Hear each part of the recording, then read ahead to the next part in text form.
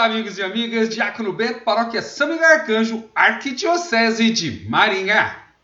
Estamos estudando o livro de Juízes. No nosso último encontro, refletimos sobre Abimeleque, que foi colocado como rei durante um período de 3 anos, ainda durante o período dos juízes, mostrando que o povo não estava tão forte no seguimento ao projeto de Javé.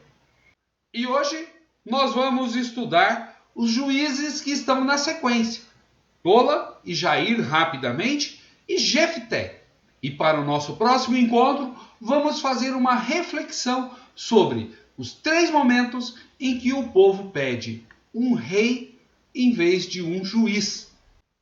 Mas antes, que a Trindade Santa nos acompanhe. Pai e Filho e Espírito Santo. Amém. Quando você pega a sua Bíblia, no capítulo 10, pela Bíblia de Jerusalém, tem Jefté e os juízes menores. E começa com Tola, que são apenas 2 versículos. Depois de Abimeleque, levantou-se para livrar Israel Tola, filho de Fuá, filho de Dodô. Ele era de Isacar e habitava em Samir, na montanha de Efraim. Ele julgou Israel durante 23 anos. Depois morreu e foi sepultado em Samir. Nada mais. Depois fala de Jair, versículos 3, 4 e 5. Depois dele levantou-se Jair de Galaade, que julgou Israel 22 anos. Tinha ele 30 filhos que montavam 30 jumentos e possuíam 30 cidades, chamadas ainda hoje de Aduares de Jair, na terra de Galaade. Depois Jair morreu e foi sepultado em Camon. E mais nada do que isso. Mas já fala que um juiz tinha 30 filhos e cada um possuía uma cidade. Já começa um desvirtuamento da função de juiz, aonde o juiz parece que não está mais somente a serviço, mas já está acumulando algo mais. E hoje, na história de Jefté, nós vamos observar bem claramente isso daí, aonde ele se prerroga a função de rei. No versículo 6 do capítulo 10 começa a história de Jefté e vai até o capítulo 12, versículo 7. E começa assim: recomeçaram os israelitas a fazer o que era mal aos olhos de Javé. Serviram aos Baais, às Astartes, também aos deuses de Arã e Sidônia, aos deuses de Moabe e dos Amonitas e dos Filisteus. Uma lista de deuses do qual eles estavam fazendo idolatria, fugindo do projeto de Javé, de unidade, para ir cada vez mais cultuar deuses estrangeiros. Abandonaram Javé e não mais o serviram. Então a ira de Javé se acendeu contra Israel e entregou na mão dos filisteus e dos amonitas. E aí vem toda uma sequência que o povo vai pedir novamente que Deus intervenha. Deus vai falar que já fez isso e eles voltaram a cair e eles pedem mais uma vez. E no versículo 16, eles fizeram desaparecer os deuses estrangeiros que tinham consigo e serviram a Javé. Então Javé não pôde mais suportar a angústia de Israel. Já no capítulo 11, vai falar que Jefté, o Gaaladita, era um guerreiro valente, era filho de uma prostituta. Galaade era o pai de Jefté. Galaade, gente, é uma região. Não é o nome próprio de uma pessoa, mas uma região.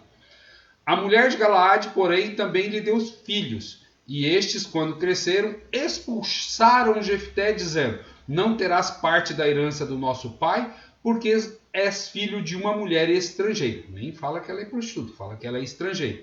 Jefté fugiu para longe de seus irmãos e se estabeleceu na terra de Tob.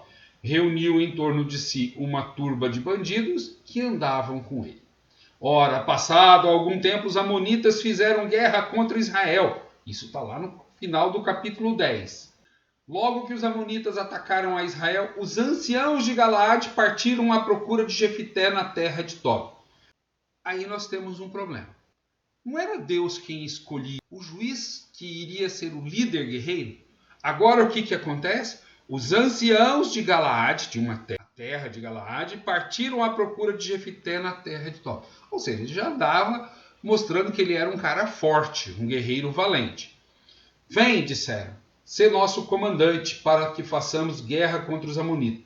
Mas Jefté, ele recusa e os anciãos forçam falando que ele deve ser o chefe. Jefté aceita ir com esse povo e no final do versículo 11 temos: o povo pôs Jefté como chefe e comandante. Opa, quem que é chefe e comandante? Um rei. Todos os outros juízes eram chefes durante o período da guerra. Esse não, já é chefe e comandante. E aí você já tem, do versículo 12 até o versículo 28, Jefté interrogando o chefe dos amonitas do porquê que ele está invadindo ali. E aí ele vai falar que Israel tomou a terra dele. Ele vai falar, não. Aí nós vamos ter que lembrar umas histórias lá atrás, quando Israel estava vindo, tanto Edom como Moabe como Seom proibiram o povo de passar. Eles até se propuseram a pagar um pedágio, mas tiveram que desviar, isso está lá no livro de Deuteronômio, e para continuar até chegar na terra prometida. E aí ele fala, não, essa terra é nossa, e já passou muitos anos, agora você vem falar que é sua. E aí não existe um acordo e eles vão guerrear. No versículo 29, Jefté, já empossado dessa função de comandante e chefe, recebe o espírito de Yahvé e Jefté fez um voto a Yahvé. Prestemos atenção nesse voto. Se entregares os amonitas nas minhas mãos, aquele que sair primeiro da porta da minha casa para vir ao meu encontro quando eu voltar são e salvo do combate contra os amonitas, esse pertencerá a Yahvé, e eu o oferecerei em holocausto. Opa! Um simples chefe não tem poder de morte e de vida sobre as pessoas. Quem tem, na tradição, o poder de morte e de vida são os reis. E para a história ficar bonita, ele vence o seu confronto contra os amonitas e volta para casa. E quem que é a primeira pessoa a sair da porta dançando? Sua única filha. Não tinha nem filhos, só esta filha. E ele coloca bem assim: logo que a viu, ele rasgou as suas vestes e bradou: ai, ai, minha filha, tu me prostrastes em angústia. Tu estás entre os que fazem a minha desgraça. Fiz um voto a Yahvé e não posso recuar. Então ela lhe respondeu: meu pai, se assumiste esse compromisso com Yahvé, trata-me, pois, segundo o que prometeste, porque Yahvé concordou em te vingar dos teus inimigos amonitas. Isso lá no versículo 37 agora. Depois ela disse a seu pai: concede-me apenas isto. Deixa-me sozinho durante 2 meses. Irei errante pelos montes e com minhas amigas lamentarei a minha virgindade. Ela não vai lamentar que vai morrer, mas sua virgindade? Sim. Morrer virgem naquele tempo era não cumprir uma das 3 promessas que Deus fez a Abraão, de ter um povo tão numeroso. A virgem não tem prole. E aí ela volta depois de 2 meses e seu pai cumpre o voto. Aquilo que era próprio do rei parece que se vira contra ele. A importância de, quando feito um voto, cumprir.